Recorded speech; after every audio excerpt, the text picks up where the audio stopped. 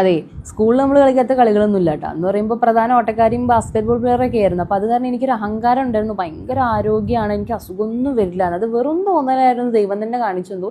2017 ആയപ്പോൾ പീരിയഡ്സ് ആവാൻ ഭയങ്കര ബുദ്ധിമുട്ട്, 1-2 മാസമൊക്കെ ആകുമ്പോൾ അങ്ങനെ വരുന്നില്ല അങ്ങോട്ട്. അപ്പോൾ ഞാനിങ്ങനെ കാത്തിരിക്കുകയാണ് ഒരു വേഴാമ്പലിനെ പോലെ. അവസാനം ഡോക്ടറെ പോയി കാണിച്ചപ്പോഴാണ് പറഞ്ഞത് PCOD ആണ്, സിസ്റ്റ് ഉണ്ടെന്ന്. ഡോക്ടർ പറഞ്ഞു മോളുടെ ജീവിത രീതി ശരിയല്ല, അങ്ങോട്ട് വെയിറ്റ് കുറയ്ക്കുക, ഭക്ഷണമൊക്കെ കൺട്രോൾ ചെയ്യാന്ന് പറഞ്ഞു. അങ്ങനെ ഞാൻ പിറ്റേ ദിവസം തന്നെ പോയിട്ട് ജിമ്മിൽ ജോയിൻ ചെയ്തു. അന്ന് ബാംഗ്ലൂരാണ്.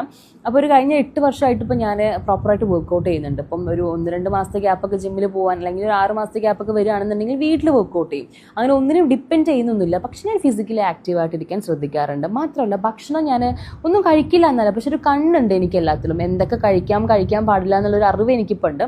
ഞാനിത് പറയാനുള്ള കാരണം നമ്മുടെ ഇപ്പോഴത്തെ ഒരു ലൈഫ് കാരണം നമുക്ക് പല അസുഖങ്ങൾ വരാൻ ചാൻസ് ഉണ്ട്. അപ്പോൾ നമ്മൾ വർക്കൗട്ടൊക്കെ ചെയ്ത് ഹെൽത്തി ആയിട്ടിരിക്കാൻ ശ്രമിക്കണം. ഇല്ലാന്നുണ്ടെങ്കിൽ അസുഖങ്ങൾ